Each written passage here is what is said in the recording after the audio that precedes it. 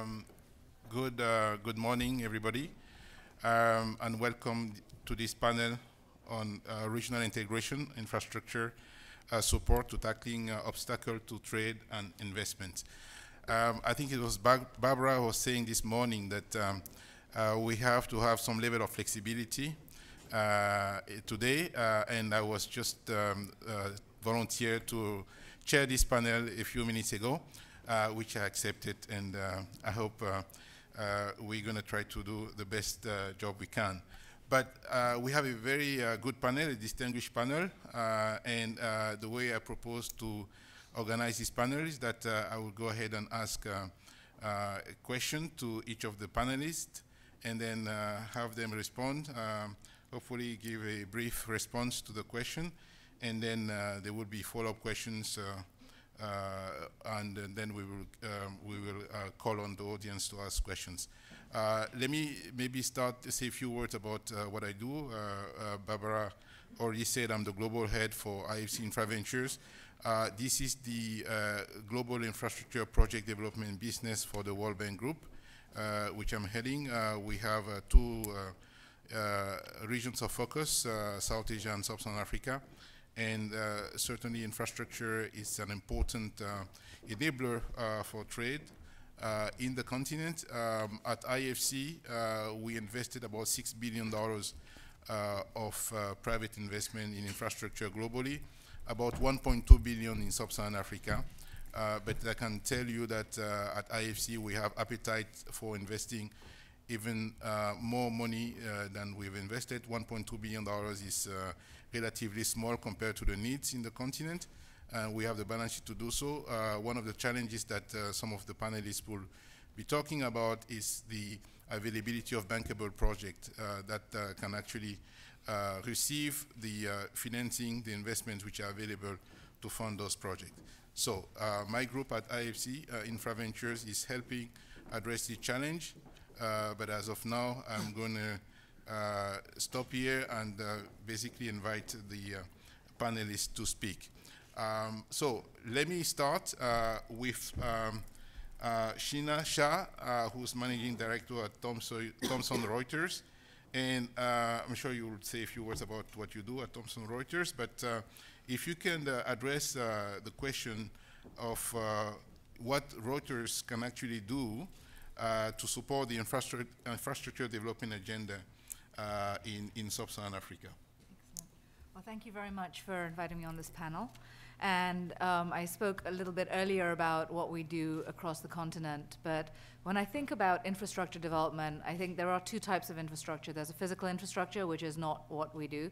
But actually, there's another set of infrastructures around frameworks that enable trade and development across the continent. And that's really where we play a big part. So many people will know that we have a very strong news business and that we have a market data business, and we provide data to foreign investors on the best opportunities. But beyond that, we actually have a very varied business that helps unlock those opportunities for investors.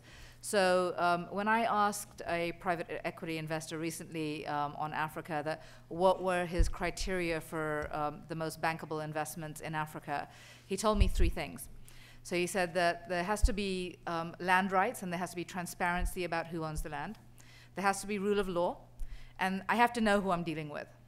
And that's where we really play a big role. So around land rights, we have a system that we work with governments at both the state and the federal level to put in place systems that help automate land records. And then what we do is we take it to the next level, which is help governments develop valuation systems that help them then derive new sources of revenue from property.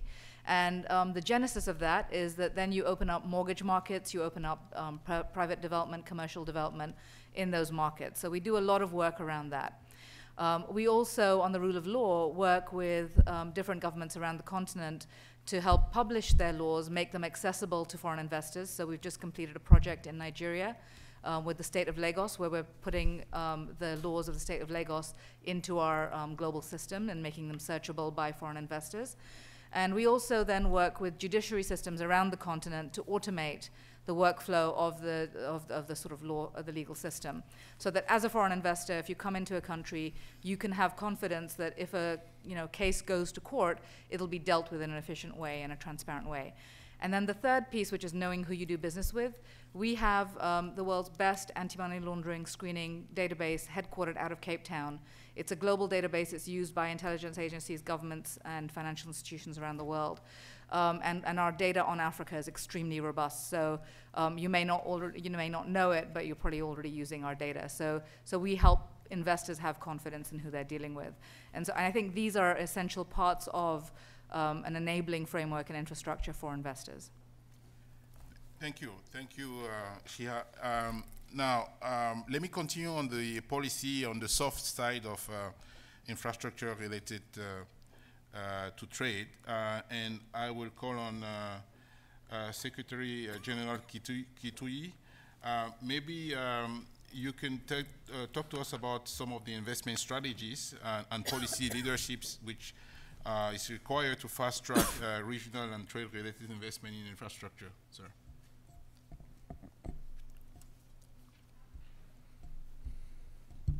Just go ahead and speak. Thank you very much, Mr. Coordinator. Good morning, good afternoon, everybody. My name is Kitui. I'm Secretary General of the United Nations Conference on Trade and Development. Mr. Moderator, my sense of what are the challenges in terms of strategy, investment strategy, and policy leadership is founded in a sense of what is the challenge to be confronted. And a number of challenges. First of all, as we all know, the SDG era, infrastructure investment requires an annual expenditure of $93 billion in Africa. Currently, what's provided is $45 billion every year. How do we find the additional resources? So I think that will be one of the main challenges for any leaders looking to approximate the goals that they're setting for themselves this week. Secondly, the nature of FDI flows. We have noticed that while there has been a very dramatic expansion in FDI flows, much of this statistic is driven by events in East and Southeast Asia. Africa's share of FDI has remained almost flat at 4.4% globally, at $54 billion. The good news is that there is substantial interest in investment in infrastructure. Just in the period between 2001 and 2012 alone, flows investments, cross-border investments into transport, communication, and storage infrastructure has grown more than 4 times, from 8 billion to 34 billion US dollars. So this shows a very important direction of possibility. But there is also something about the character of investments, that while most non-African investment has gone into mergers and acquisitions, the main driver of greenfield investments in infrastructure in Africa has been intra-African investment, accounting for 76% of the total in terms of value and 68% in terms of number of projects. So that we say one of the first things to look at is there's a traditional tendency to look across the oceans for sources of financing. But the reality is showing that the gaze should be first near home, in the neighborhood. We've seen how some countries like South Africa and Kenya have become important cross-border investors, particularly in communications infrastructure in the neighbor, across the continent. Another thing that's important is now I'm homing in on, if this is the challenge, what are the responsibilities of leadership? First of all, a coherence of policy at home. That many times you find ministries responsible for infrastructure in perpetual competition with the ministries responsible for agriculture or education. There is a deficit of political drive in integrating a vision that there is a coherence between our goals in agriculture and in infrastructure investment. Secondly, a regional coherence in policy. in an earlier life, I was a minister, and I had the experience that you could agree on what could be done, but you have varied priorities across borders. If you have an infrastructure project with varied levels of priority, it will remain incomplete. If Rwanda wants a standard railway gauge to the sea, and Uganda is not giving it particular attention, there can be a section from Kigali to the border, but that doesn't mean anything until Uganda also raises the interest. I've seen some of these in what's called the LAPSET corridor from East African coast to South Sudan. So the need for kind of locking in the steps, ambition, and prioritization between countries in a region is important. 3, I saw these when we were at the signing of the tripartite agreement in Sharm el-Sheikh a few months ago. A coherence in belief that we have to sacrifice certain things we have held dearly as countries in order to be able to work at the same pace. How do I mean this? There are some countries where the political elite are dominated by merchant capitalists. Their interest is to reduce the cumbersome bureaucracy in importing goods they sell at a profit. There are other countries which have a stronger industrial base. Their interest is how to maximize quality improvements in the industry. Now, if you go into regional integration, the merchants want lower tariffs. The industrialists want higher industrial tariffs. And they don't identify this the way it is. So a sense of coherence about the role of investing in competitiveness, so that there's a synergy between investment and trade liberalization. There's a synergy between improved infrastructure and value addition for export trade out of the regions. Is going to be an important consideration if we are going to realize this. I'm sorry I've spoken for so long, but I think finally, we have seen how disruptive politics takes away resources that belong to economic integration. Across the Sahel, we've seen that. In parts of Central Africa, we've seen that. In the Horn of Africa, we've seen that. So it's very, very important, however good on paper, the infrastructure drive, the ambition for regional integration, the renaissance of Africa, the sense of 2063 as goals, as exciting as they are, inadequate investment in political stability and predictable political conditions undermines even the prospects of keeping the best brains working on economic issues, and they are sent into security-related challenges. Thank you. Very good food for thoughts here. I think there will be follow-up questions, I'm sure, on the challenges that you outlined. I'd like to stay on the soft side of the infrastructure development here and invite perhaps Mr.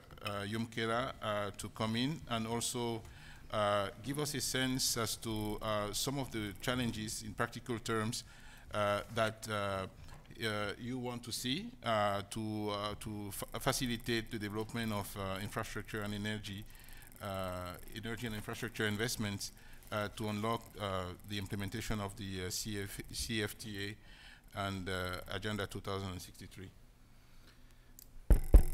Thank you very much. First of all, I just stepped down 4 weeks ago as the Special Representative of the Secretary General and CEO for Sustainable Energy for All.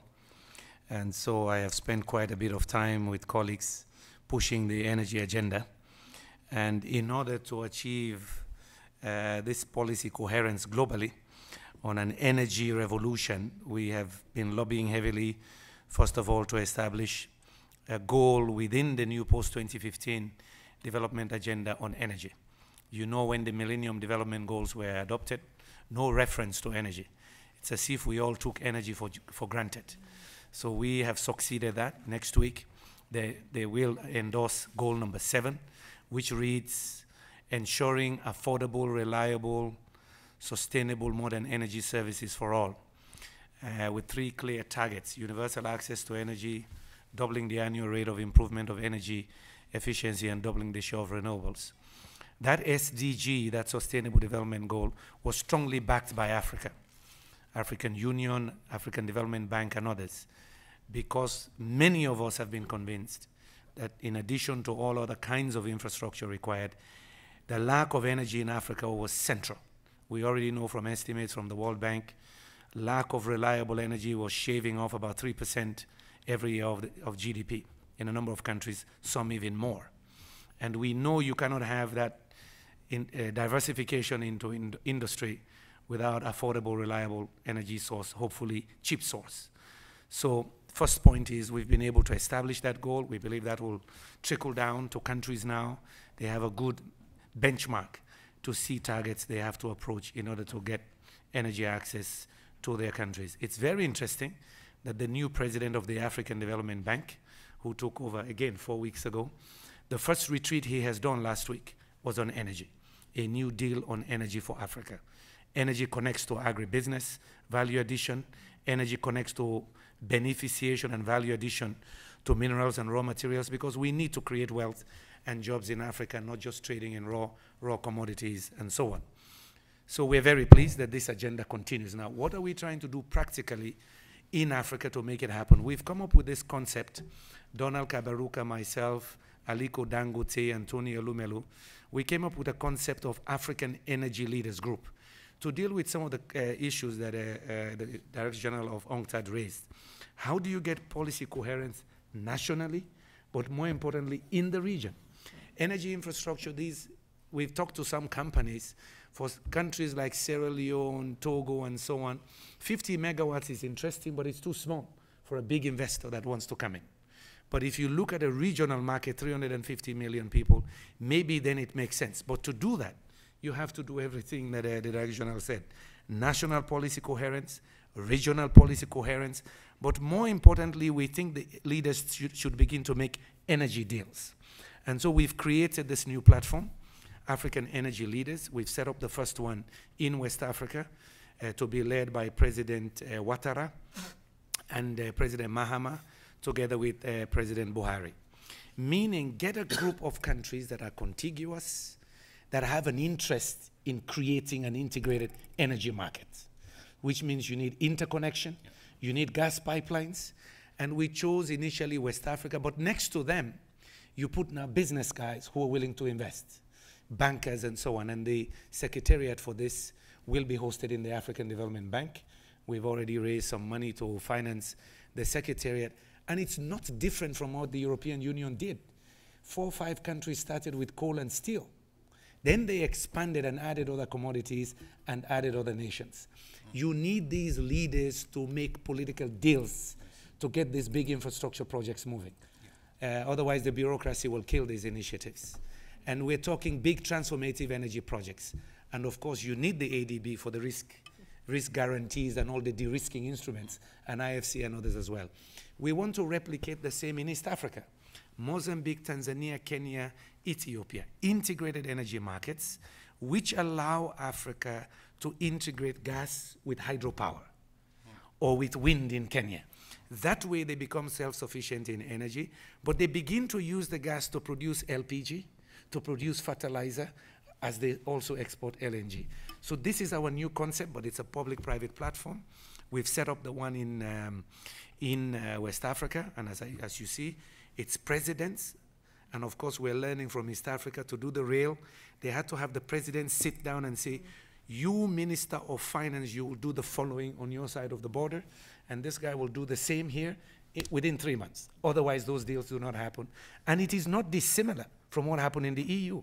It took the EU many decades to develop institutions and trade protocols to get cross-border infrastructure projects. Of course, they have 30, 40 years advantage, but we can do the same. Absolutely. Thank you very much, Mr. Yumkela. I think this is an important agenda. A cross-border project, infrastructure project, it's hard stuff. It's not easy to do. But it should be done precisely for the reasons that you've mentioned. And I think your initiative to set up this leaders group in West Africa and followed by East Africa is very appropriate, because once you've created that framework, then you have developers, private participants that will come in and put projects together to finance them and invest equity. And this gives me a good segue to TAS, because you're a developer now, and you used to be running an infrastructure group at the Africa Development Bank. So what do you see as some of the challenges that needs to be addressed for you now as a developer to come in and build those projects, particularly in the energy sector, but we can talk about other infrastructure sector. But energy is certainly key. I understand that energy is extremely key. And by the way, the new president of the Africa Development Bank is also mentioning the New Deal in energy. And I think everybody is converging that energy is such an important first step to do all other type of development agenda in Africa. Please, Tas. Go ahead. Thank you, Alan. First of all, let me correct the record. Mr. Yumkela said that I am still African Development Bank. Actually, I moved. I spent 7.5 years in Africa through African Development Bank in infrastructure sector. I was heading the infrastructure investments from the PPP and IPP's perspective. And 2 years ago, I was requested by the president of African Development Bank to design a new infrastructure finance vehicle, which is established. I am sure everyone heard about it, Africa 50. And how we came to this conclusion actually is very, very relevant to our discussion. Mr. Yumkala mentioned this railway project in East Africa and the success story. Actually, it was done by Africa 50 in connection with 3 countries, Kenya, Uganda, and Rwanda. The presidents, they gave very clear instruction. There's no time. You have to deliver in 6 months. It was interesting. You have 9 sections. And some sections you have existing studies, some sections you have nothing, and basically you have 3 sets of ministers, infrastructure, finance, and also line ministry is transport. Well, it was a success story. In 6 months, a combination of the partnership, Africa 50, and the 3 countries, we deliver a bankable business plan. 2,000 kilometers, $15 billion project. It means it can happen. So, Alan, you asked that, what were the challenges? In 7.5 years, I noted that there are actually 4 main challenges. The first of all, that is never an ever problem in infrastructure finance in the continent. That is available, provided that you have bankable projects. The biggest problem in the continent is the deal flow. Bankable projects coming to the market every year, not more than 5, 6. When the projects are actually reaching the bankability, it is a huge competition for debt financing, also for the equity financing. But biggest problem is bringing those projects to the bankability. Project development is costly. Project development is risky. No one wants to invest in this area.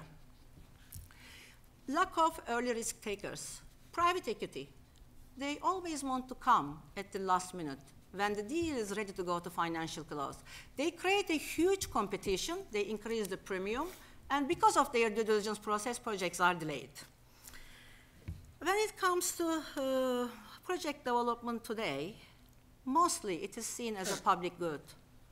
Everybody expects governments to prepare those projects. And everybody at the same time agrees that governments, they don't have the human capacity, they don't have the skill sets. How about the financial? How about the financial capacity? Project development is costly. Again, I would like to remind that. In Africa, project development cost today is 10% of the total project cost because it is lengthy, because it is expensive, and the project development time frame is getting longer, project development is more expensive. And today, development is mostly financed through grant facilities. Grant facilities are actually fragmented in small amounts in different organizations.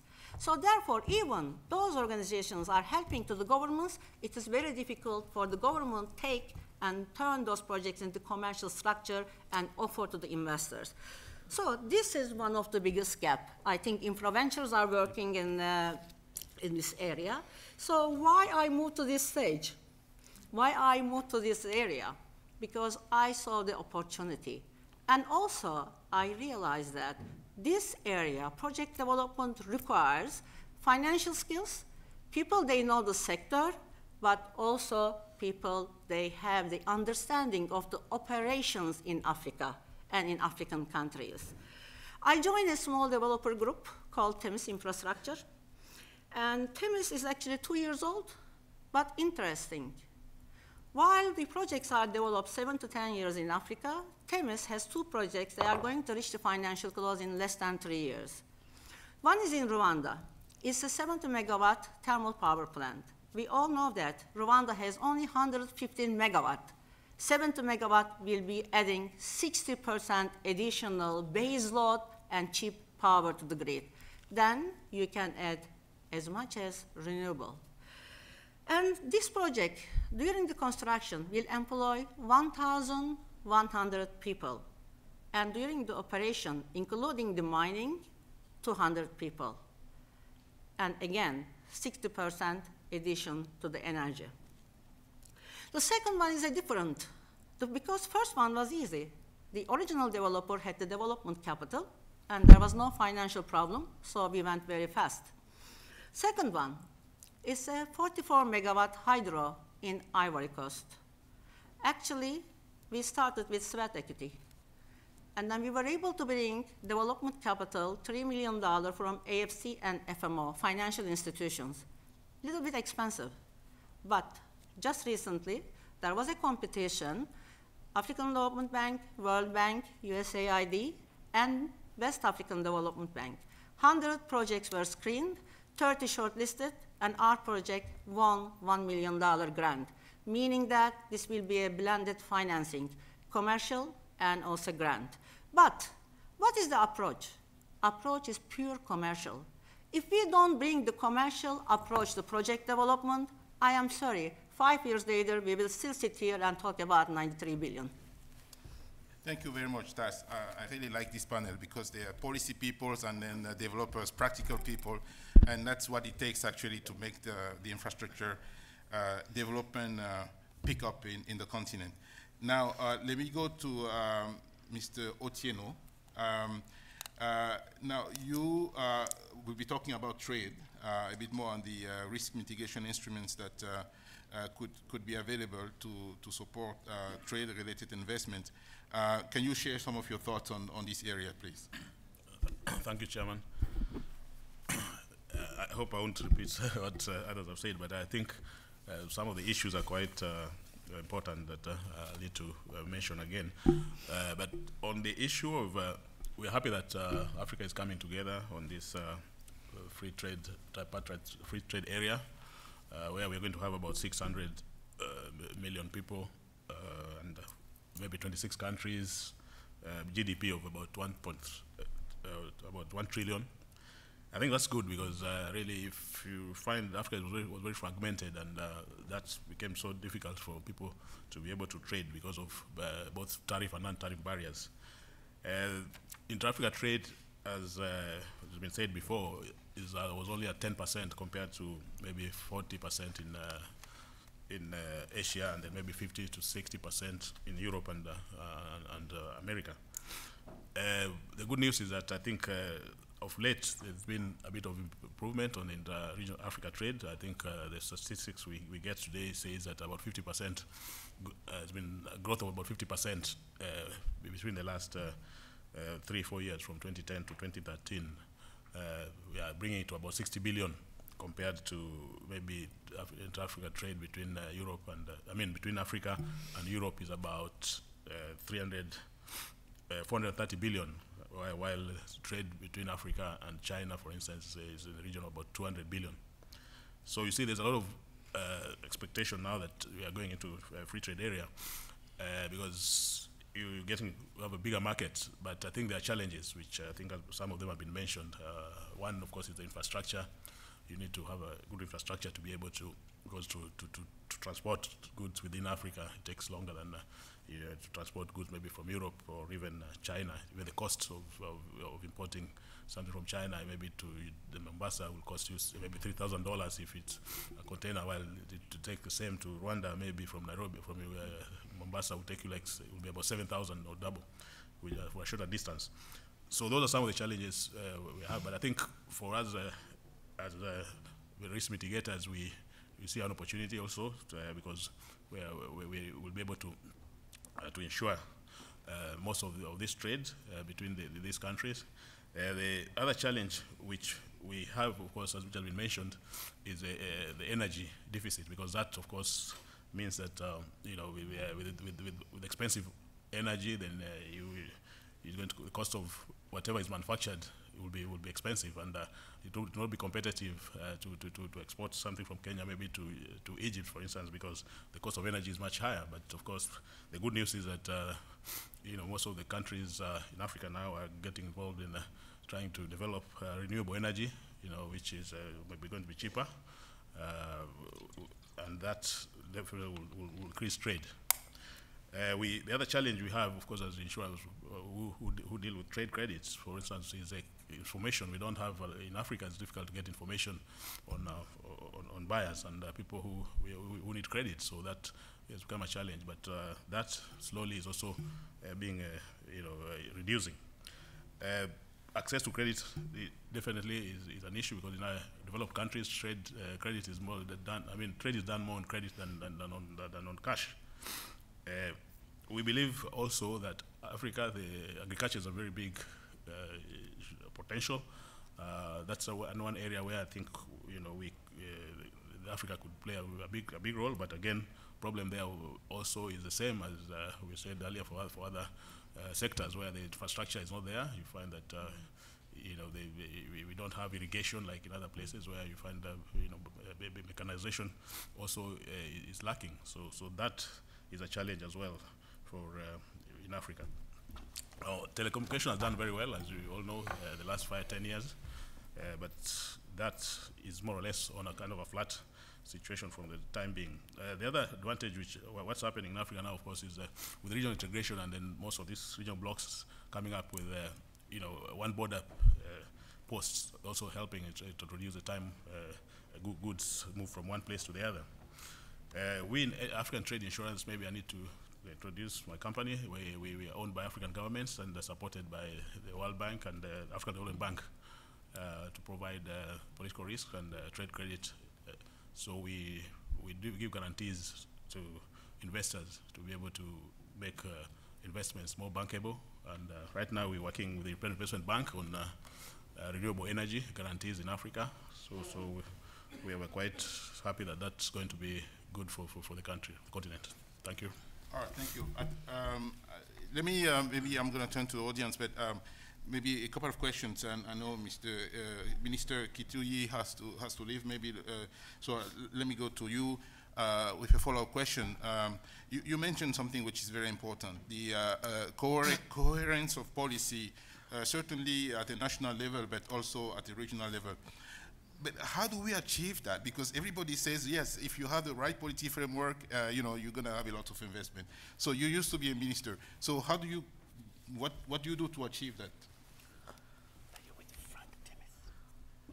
In our World Investment Report 2014, we set out some of the conditions which can unlock new resources for Africa's satisfying mobilizing resources for the SDG era. And one of these is the new relevance of the developmental state. That the main purpose of government should be how to mobilize the different forms of resources and policy priorities that are necessary to reverse the decline, at least in relative terms, in sometimes actually absolute terms, of Africa's attractiveness as a destination for investment. One of the main levers of this is peer influence, where countries in a region agree at a global level. Often you have leaders within the region who push their colleagues to prioritize what they are agreed on. I've seen this with infrastructure, North Corridor in Eastern Africa. I've seen this in a number of areas, in energy, for example, Ethiopia's leadership. And I can see that intellectual leadership and even leadership from the business community can help to set right priorities. Continued engagement between partners on how to leverage limited resources in the right way can overcome the missed opportunity of smart use of ODA to attract partnership with the private sector, for example. And growing stigma on corruption reduces the cost of transaction, the cost of doing business, and improves the attractiveness. So some of these things can be done because of internal political tension, but some can be peer influence. NEPAD is a lever in this. Africa Union can play a larger role, but even within the regions and recs that are emerging, clear commitment to certain standards as values on governance can very, very much help to streamline and at least limit the excesses of deviation from economic goals because of political temptation. Yeah. Absolutely. Thank you very much. That's very useful.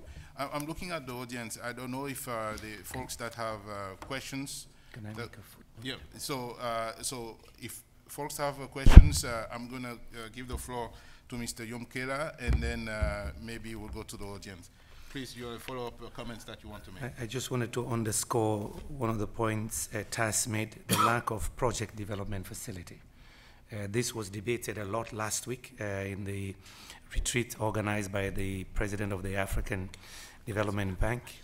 The average time to incubate a project in energy in Africa, anywhere from 3 to 6 years, from project idea to pre-feasibility study, feasibility study, environmental impact assessment, financial architecture, all of that. That's too long. And it's very expensive. There's not enough money. So what we're advocating for now, TAS, is that we push for about $500 million window to be established within the Green Climate Fund to address this issue of project development. Otherwise, you will not have enough deal flow. Too many few projects. You have some feasibility studies, but never taken up to bankability. Some people have reports, but it's not a bankable project. And it costs money to do big infrastructure projects. In fact, even for small mini-grid projects in Africa, we don't have entrepreneurs that can cough up, $40,000, $50,000, $100,000 upfront to design this, even these small community-based projects. Absolutely. Definitely, I think there is a global consensus that one of the challenges of developing infrastructure in emerging market, it's not only in Africa, but it's also in other regions, is the limited availability of project development support, which is early stage risk capital, but also the technical skills, financial skills to put those projects together. So that's very important, and so we would be supporting this initiative of allocating more resources to project development. Certainly my group, IFC Infra Ventures, does that, but we need more folks, more institutions to come into this area. Africa 50 is one of them, and what you're proposing should be really an important tool that should be available. Now, I'm being told that okay, one of our panelists has to leave, actually left also. I have to catch a flight too. Mr. Yomkela also has to catch a flight.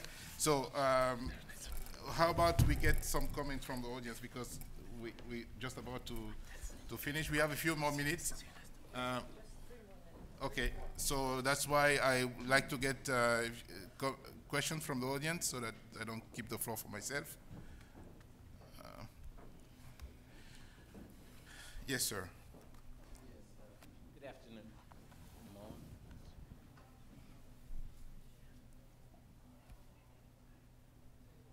Yes, good afternoon. I'm Malik Smith. I'm with Yoshida International. This question is for Mr. Yomkela. What new technologies has your leadership group been looking at for delivering energy in West Africa?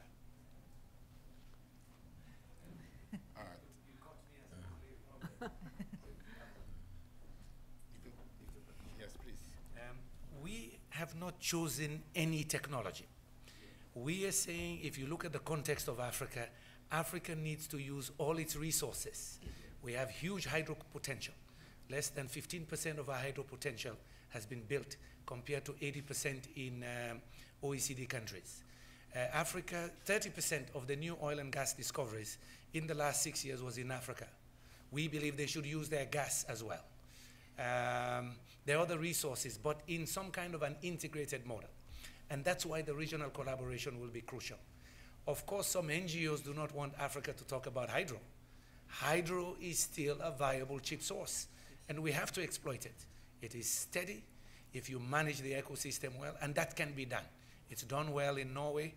in Brazil, it can be done well in Africa. So we're looking at all resources, but there is a particular push we're making now because we're talking electricity, but we should also talk cooking solutions. So one of the things we're campaigning heavily on is liquefied petroleum gas, LPG, for cooking solutions. That one is one that we're biased towards campaigning heavily, but also LNG, gas to power projects.